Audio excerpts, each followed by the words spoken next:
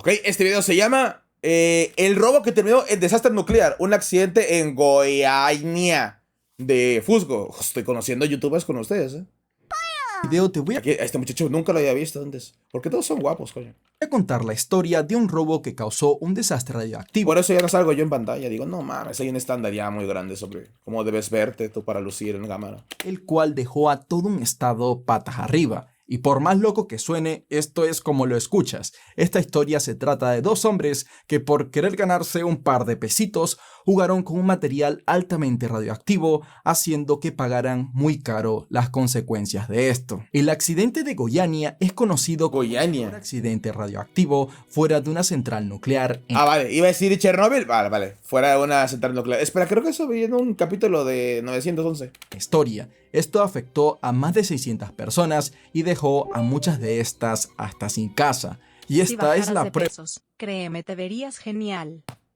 Me tientas, pero me gustan las quesadillas. de que materiales como el uranio no son para juegos, ya que con tan solo unos pocos gramos de este, Sí, para quien me rebusque nuevo Fuso lo besaré, Nea Channel, pero creo que a Nea Channel no le gusta el contacto. todos los habitantes de Goiânia entraron en pánico al ver que personas que tuvieron tan solo un poco de Como nota, ese es el primer video que veo de este youtuber Fusco, no lo conocía. Ese es el primer video que veo. ¿Qué tipo de videos hace? ¿Tipo Dross, así con historias y todo? contacto con esto, terminaron en un hospital al borde de la muerte. Y antes de empezar, Vale. ven, hoy ando con camisa, y esto es porque hoy quiero presentarles el canal de mi hermano gemelo, el cual se llama Fusgo TV. En ese canal se suben casos criminales al igual que en este canal, solo que un poco más fuertes, y solo te recomiendo ese canal si te gustan los videos formato podcast, que no es un podcast, Ah, no. pero son videos así como que si un compa te contara una historia, y acá los videos son más como forma de documental. Así que también si eres sensible estás avisado, porque Fusgo TV es más cancelable que yo, porque él sí da su opinión de los casos y hace chistes cuando no debe. Así Pues dile a tu hermano gemelo que es mejor cuando tienes imágenes para ilustrar lo que estás viendo. que si te gustaría ver este contenido extra que es totalmente gratis, aquí arriba en las tarjetas y en la descripción te dejo el link de ese canal para que te suscribas. Y ahora sí, sin más dilación, empecemos con la historia. Hey, ¿qué tal? Yo soy Fusgo y este es el caso del accidente Dice, o sea, ¿cómo? ¿Estamos en canales pequeñines? Estamos en canales pequeñines, exacto. de Goiânia. Esta historia tiene lugar en la pequeña ciudad Desde que vimos el video de Mexican López, el de los vivos dan más miedo que los muertos, me parece. Ya cada que alguien dice, ese canal es más heavy, como que algo así espero, que de repente, de estar viendo cosas de Five Nights at Freddy's y de los backrooms y todo eso, de repente vayamos a historias realistas de personas que vieron lo que no debieron ver y esas madres. de Goiânia en Brasil. Acá el 13 de septiembre de 1987 se encontraban dos jóvenes de nombre Roberto dos Santos Alves de 22 años y Wagner Pereira de 19. Bueno, pero ahí me suena bastante. Alex Psycho dice, quise entrar a ver a Psycho, pero por una razón Twitch me mandó con un brasileiro con dos portugués de la leche. Estos chicos venían de familias de escasos recursos y día a día buscaban hacer un dinero extra. Estos, como la mayoría de los habitantes de Goiânia, no Ciego es contaban Fusgo con un del trabajo video del robo con máscara de payaso que asaltó un banco y salió mal. Uno que te sugerí. ¡No! Vale, entonces no es el primer video de Fusco, me equivoqué.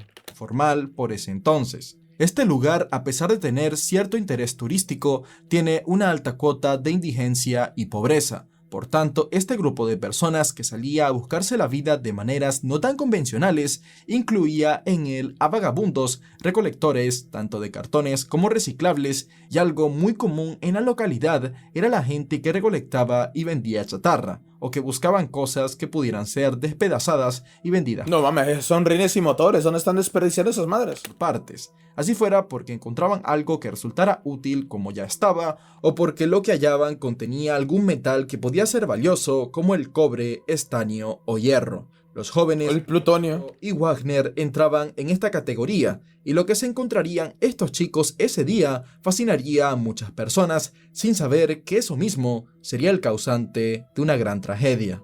Este soleado 13 de septiembre, Roberto dos Santos y Wagner Pereira ingresaron a una institución médica llamada Instituto Goiano de Radioterapia, una privada situada a 1 kilómetro de Praza 5, Radioterapia, ya sabes que va a salir mal. abandonado en 1985, 2 años antes de los hechos. Y en estos 2 años desde que la clínica cerró sus puertas, esta había sido frecuentada por vagabundos en búsqueda de un lugar para dormir, ladrones, vándalos y junto a estos también se encontraban los chatarreros, personas como Robert y Wagner. Y por supuesto que ellos no eran los primeros en llegar ahí con esa misión, ya que para ese entonces todo lo que no estuviera amurado o atornillado al piso ya había sido robado o estaba roto. Con las ventanas, no, las dejaron. Llegaron ese día a la clínica a primeras horas de la mañana con la intención de investigar el lugar por cuenta propia para ver si podían rascar algo por ahí. Total, no había mucho que perder. O sí, bueno, sí había No lo sabían, pero estaban haciendo explosión urbana, pudieron ser pioneros. mucho que perder. Esto salió terriblemente mal. Ese día, al llegar a la clínica, Dos Santos y Pereira hallaron una forma de entrar a través de una ventana que había sido vandalizada en algún momento previamente e ingresaron al edificio a través de ella. Apenas pusieron sus pies dentro del lugar, los hombres vieron como la mayoría de cosas dentro de la clínica estaban en ruinas. Las paredes estaban atacadas tanto por la humedad como por grafitis y casi todo Y orines. había sido saqueado. Muchos orines. Con algo de fe, Dos Santos y Pereira seguían teniendo en mente la tarea que tenían entre manos. Así que comenzaron a investigar ¿Qué cojones esperaban encontrar? Que el lugar ya no había ya ni las sillas, no había ni las ventanas completas. ¿Qué esperaban encontrar? cada una de las habitaciones de la clínica hasta que finalmente dieron con un descubrimiento que los fascinó a ambos. Esta era una máquina compleja, la cual estaba entera y aparentemente no había sido desmantelada por lo grande y pesada que era. Así que estos dos hombres sintieron que ese era su día de suerte y que esa máquina estaba ahí esperándolos a ellos para que se la llevaran. Tráete la piedra, ahorita lo rompemos. Dispositivo de radioterapia y rayos X, un tipo de aparato médico que puede servir en tratamientos contra el cáncer y que necesita de un material radioactivo para operar llamado cesio 137. Oh, Es una de las sustancias más peligrosas del planeta. el puto Cesio, ese sí lo vi en un capítulo de una serie que se llama 911, de Lone Star creo que era. De hecho que lo dije hace un instante, lo dije de broma, pero aparentemente sí iba a ser Cesio. Por lo compleja que era hasta el momento, a ningún ladrón ni chatarrero se le había ocurrido sacar a esa máquina de su lugar, pero Roberto Dos Santos tenía a Pereira como acompañante y ayudante, y ambos disponían de una carretilla con la que solían transportar todas las piezas que encontraban y que podían venderse luego. Al ver que desmontar el artefacto por completo o moverlo iba a ser prácticamente imposible con las herramientas que tenían, Dos Santos y Pereira buscaron desmontar alguna parte importante de la máquina que pudieran cargar entre ambos, y tras sacar algunos tornillos pudieron quitar lo que parecía ser la parte más importante del aparato. Un polvito azul. Una cápsula de metal que pesaba alrededor de 120 kilos. Ah, cabrón. Esta la subieron encima de su carretilla y entre los dos pudieron llevarla con algo de esfuerzo a la casa de Dos Santos, En ese punto ya son estériles si no lo que saben. estaba a tan solo 600 metros del lugar. El inusual peso de esta cápsula se debía a que estaba fabricada completamente de Plomo. plomo, Sí. uno de los materiales más pesados que existen, y lo cual era un pequeño indicio que de haber tenido más información al respecto, podría haberles dado una pista a los hombres de que estaban lidiando con algo muy peligroso, pues el plomo es el material elegido cuando se quiere aislar la energía radiactiva emitida por alguna sustancia, ya que al ser un metal tan denso, Y también para evitar que Superman te vea los huevos. hace rebotar en su interior las partículas radiactivas y las mantiene bajo control sin que supongan un peligro mayor. Esto porque la radiación causa su efecto dañino para el ser humano cuando atraviesa tu cuerpo con estas partículas a las que todos estamos expuestos diariamente, pero que si se presentan en mayor cantidad puede causar las consecuencias que vas a ver en esta historia. Tras llegar a la casa de Dos Santos con la cápsula de plomo, ambos hombres se propusieron a desmantelar por completo Como hay fotos de esa madre, O sea, se dignaron a... Oh, esto es chingona, toma fotos. Pues si queremos recordar algún día que fuimos los responsables de un desastre nuclear. la carcasa de metal que habían logrado llevarse con la intención de luego vender lo que consiguieran a alguna chatarrería local y así ganar algunos cruceros. que es la moneda ¿Qué? que se usaba en Brasil por esa época. Este proceso los tuvo ocupados varias horas, y cuando por fin los dos hombres consiguieron deshacerse de las primeras capas de metal que formaban la parte exterior del aparato, se encontraron con un cilindro que también estaba hecho de plomo. Este parecía ser el núcleo de esta máquina y asumieron que era este pequeño cilindro lo que le hacía funcionar dentro del centro médico en sus años de uso. Pero había algo raro. Pese a llevar años sin uso ya con este cilindro entre sus manos, ambos hombres advirtieron que aún estaba caliente al tacto.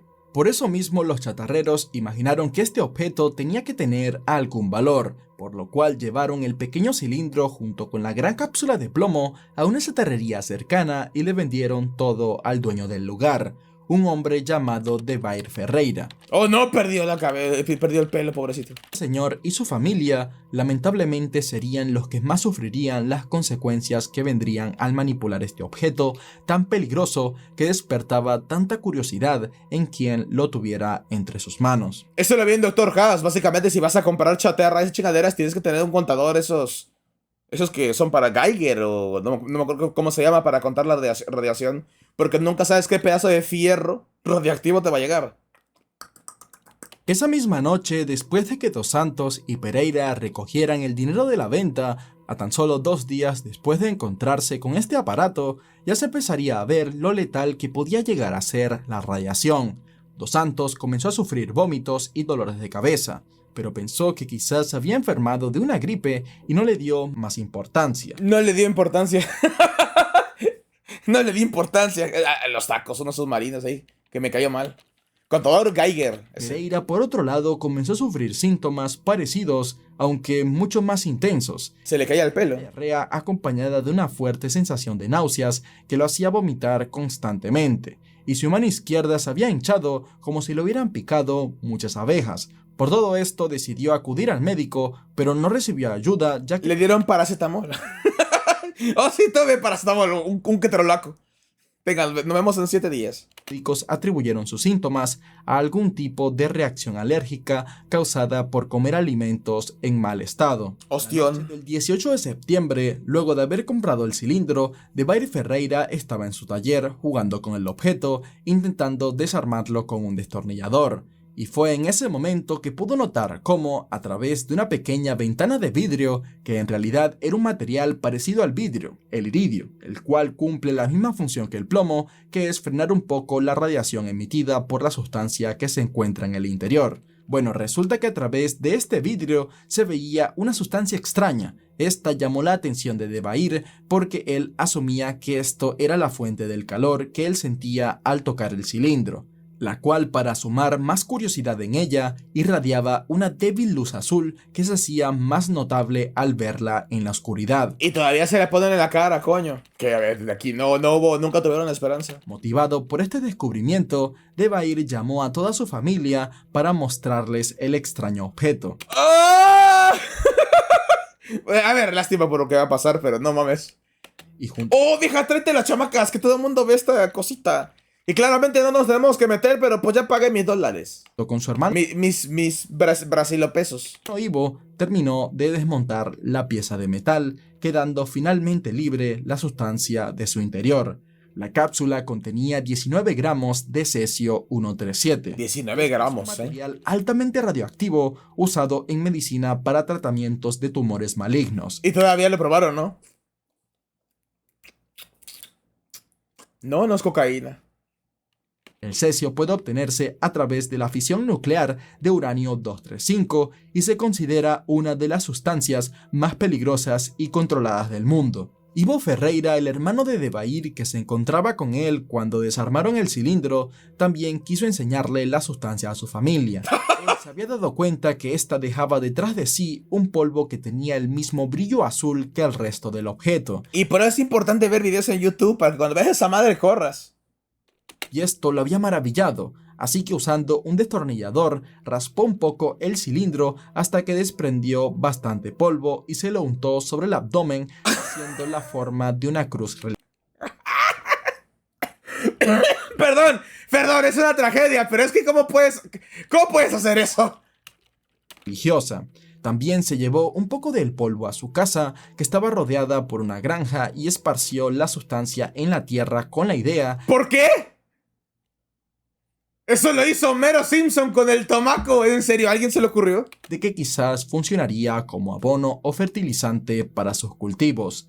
Leide das Neves Ferreira era Pobrecitos. la hija de Ivo, quien tenía 6 años, y la pequeña, fascinada por esta sustancia, empezó a jugar con ella haciendo Ay. que se manchara las manos con el polvo. Se Ay. esparció un poco por el cuerpo y hasta llegó a lamerse la mano que Ay. había estado en contacto con el cesio 137. Debair también llamó por teléfono a su otro hermano, ¡Madre mía! Van a meter a toda la... ¡Wow! Por la curiosidad acaba de extinguir todo un linaje. llamado Odeson Ferreira, y le habló de la sustancia que había encontrado dentro del cilindro. Le contó que ésta brillaba en la oscuridad y que planeaba hacerle un anillo a su esposa con dicho material, mientras que lo invitaba a visitarlo a su taller para que pudiera ver el material con sus propios ojos. Ven el material es misterioso y lo único que no se les ocurre es preguntarle a alguien que quizás sepa. Tras la llamada con su hermano y movido por la curiosidad, Odeson viajó hasta la chatarrería propiedad de Debair y pudo ver por sí mismo el extraño material. Este dijo que solo lo tocó un poco y que lo tuvo en sus manos por no más de un minuto. Sin embargo, también dijo que como era de día, quizás el resplandor de la sustancia no era tan notorio, así que no le llamó demasiado la atención en ese momento. Y tras quedarse un tiempo para ponerse al día con sus hermanos y charlar con ellos, el hombre retornó a su hogar. Este señor continuó realizando su trabajo como camionero hasta que en los días siguientes empezó a notar cómo se desarrollaba una enorme ampolla en la palma de su mano izquierda y en 2 de sus dedos de la mano derecha. Odeson en su momento creyó que solo le habían salido unos callos producto de su trabajo y tampoco le dio más importancia. No le dio Lo que importancia. sabía este hombre es que por el leve contacto que hizo con el cesio 137, sus manos terminarían así. El leve, imagínate la niña que jugó todo y se lo llevó a la boca.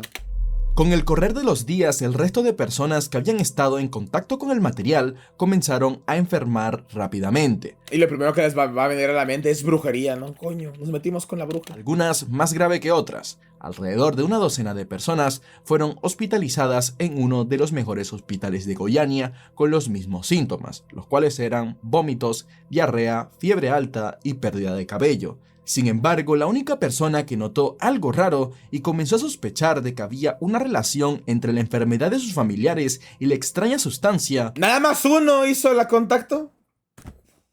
fue la esposa de Debair. Y ninguno de los hermanos, ¿eh? Nada más uno. A uno se le ocurrió, pues igual es esa madre radioactiva que nos echamos encima. Una mujer llamada María Gabriela Ferreira.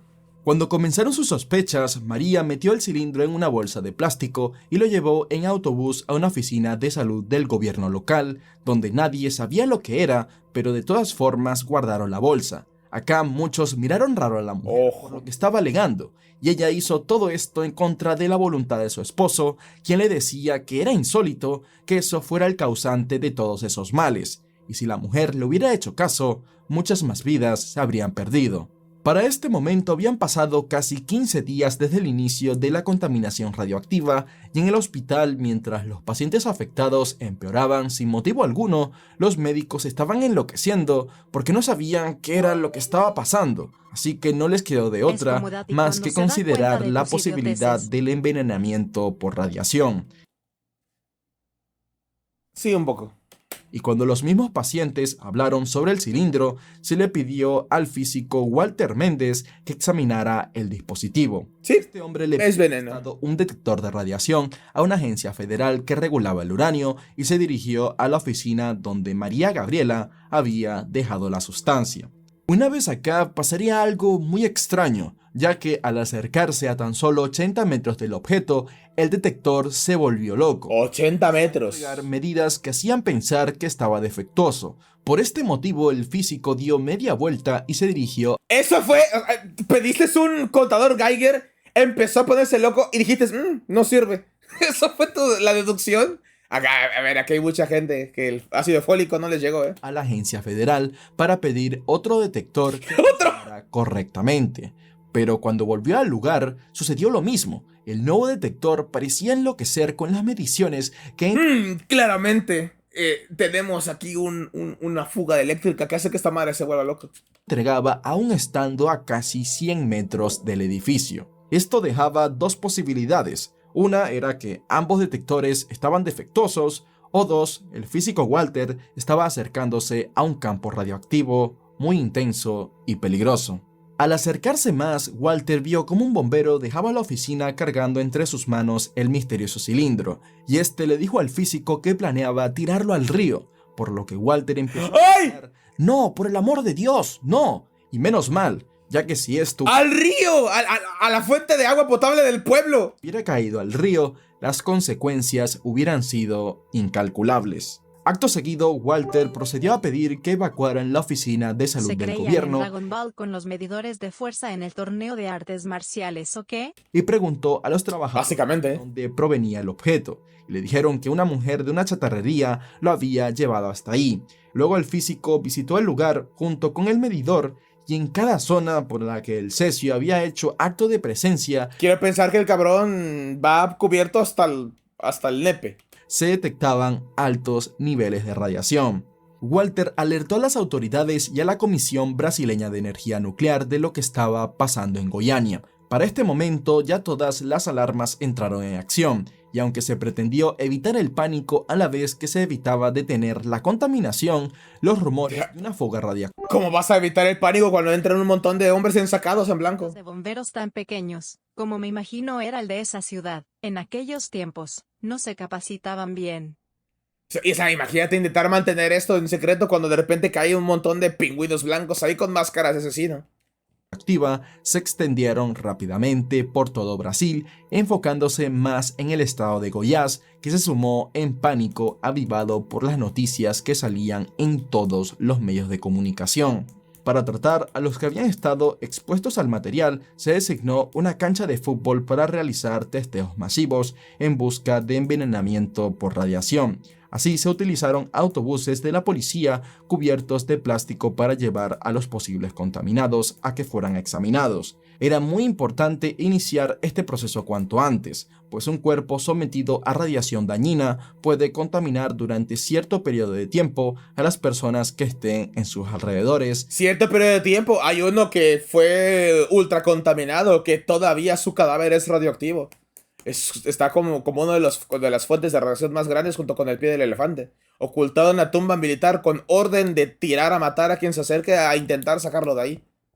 Hasta ser descontaminados. En total se hicieron exámenes para detectar el envenenamiento por radiación a casi 110.000 personas y se encontró a 600 afectados y que al menos 249 de ellos tenían niveles importantes del material radioactivo en sus cuerpos. Muchos de los afectados tuvieron que permanecer en tiendas especiales tomando pastillas y tenían que seguir rutinas para descontaminarse, como bañarse con agua, vinagre y jabón de coco y cambiarse las ropas cada media hora. Jabón de coco, parecería consejo de mi abuelita. Del trabajo de descontaminación, el gobierno de la localidad decidió demoler incontables casas, por supuesto dejando a mucha gente en la calle, y se retiraron metros y metros de tierra superficial que había estado expuesta a la radiación del cilindro de cesio. Todos estos escombros en conjunto crearon más de 6.000 toneladas de material que fueron retiradas del lugar y luego enterradas en un lugar preparado para esto a más de 20 kilómetros de Goiânia. Aunque se tomaron muchas medidas, parte del daño era irreversible,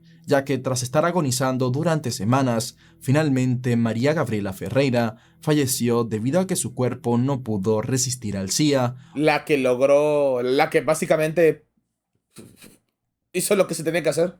Síndrome de irradiación aguda, la cual es una forma muy dura de morir. Con el pasar de los días, esto causa pérdida de cabello y dolor en los órganos internos, como el pulmón y riñones, los cuales vienen acompañados de hemorragias internas, y casi al mismo tiempo también perdería la vida Leide das Neves Ferreira, la niña de 6 años que por su inocencia se me la metió en la boca. Lamentablemente jugó con esta sustancia tan dañina y llamativa. Junto a estos fallecimientos también murieron por los mismos motivos 2 de los trabajadores de la chatarrería de Debair, de nombre Israel Baptista de 22 años y Adminson Alves ¿Y las ratas? de 28. Para calcular la radiación ionizante se usan los grays, y a partir de 1.5 unidades de grays, Y las ratas que robaron todo, esas la liberaron, ¿no? Porque lo tenían todavía dentro de la cantinflora esa.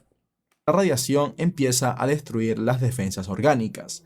A partir de 3, causa quemaduras en el cuerpo, y si un paciente tiene más de 5 grays, prácticamente le quedan 2 semanas de vida. Y esto fue lo que sucedió con estas 4 víctimas. Todos estaban por encima de los 5 grays y en 2 semanas murieron a causa de las heridas. Pero había un caso increíble. Debair Ferreira, el hombre que estuvo más expuesto al objeto, sobrevivió a los efectos de la radiación. No me jodas. Esto pese a que se le detectó que tenía 7 grays de radiación y su cuerpo no mostraba el daño que esto suponía. Vaya Chad, Los 2 jóvenes chatarreros, Roberto dos Santos y Wagner Pereira, pese a tener 6 grays de radiación, sobrevivieron a sus heridas, pero a Roberto se le tuvo que amputar un brazo y Wagner quedó con una mano prácticamente sin dedos funcionales. Por si no fuera suficiente, también se creó una gran controversia al momento de los entierros de las víctimas. Esto porque parte de la población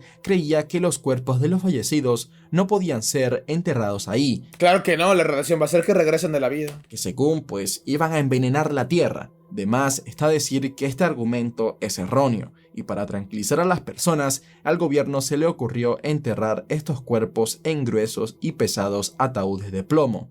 Pero esto no hizo más que reforzar la idea que los habitantes tenían sobre la radiación. Pues sí, lo que vale hacer. Le metes así, le estás dando la razón de que, oh sí, cuidado, que esta madre va a adorar aquí eones, Es lo peor que pudiste haber hecho. Y así se formaron protestas en el cementerio el día del entierro de las pobres víctimas. Debido a las muertes, a los 3 médicos que estaban encargados de mantener y operar el aparato de radioterapia mientras el centro médico aún funcionaba, se les atribuyeron cargos por homicidio por negligencia. La razón de los cargos fue el enorme descuido de los exresponsables que dejaron abandonado un aparato tan peligroso como ese. Aún así, como el aparato de radioterapia había sido comprado por el Instituto Radiológico de Goiânia, a los médicos a cargo no se les pudo ser declarados como responsables. No me jodas, el responsable es el que lo robó y lo que lo dispersó, no mamen. Sin embargo, a uno se le obligó a pagar una compensación económica de $45.000 en su equivalente en la moneda brasileña. Por su parte, los chatarreros no fueron acusados en ningún momento. No mamen. Trágico que fue esto no tiene nombre, ya que aparte de las 4 muertes, se cree que otras 4 personas más que también fueron afectadas por la radiación. Bueno, es que también, ¿qué van a hacer? Darles una multa, no tienen ni dónde caerse muertos, literal. Fallecieron al año siguiente a causa de esto. Y alguno puede decir que al menos Debair Ferreira tuvo suerte al no sufrir heridas visibles por esto. Y esto es cierto, él no falleció hasta 7 años después del incidente. Pero acá es cuando viene lo triste. Debair nunca volvió a ser el mismo desde la muerte de su esposa y sobrina. Él se echaba la culpa todos los días por lo sucedido. Pues sí, y además estuvo, vengan a ver esta cosa tan bonita. Pues sí. Estaba roto emocionalmente. Y los médicos dijeron que su muerte no fue más que producto de su depresión. Y esto es todo, espero que te haya gustado este video y si es así, siéntete libre de pasar por las otras historias que he subido a este canal y también al otro, que las sube mi hermano gemelo, ok, también que se llama Fuxto. no olvides seguirme en Instagram y muchas gracias por acompañarme en esta ocasión, y ya sabes que nos vemos en la próxima. Todo el putísimo descuido en la que yo lo lamento por la morra. La pobre niña, pero también no mames, encuentras algo raro y... Bueno, es que sí, yo creo que es natural la curiosidad decirle, oye, cabrón, ven, que tengo un polvito aquí que brilla por la noche. Vamos a snifarlo a ver qué pasa. Como en la del unicornio. Oh, espera, eso es spoiler. Olviden lo último.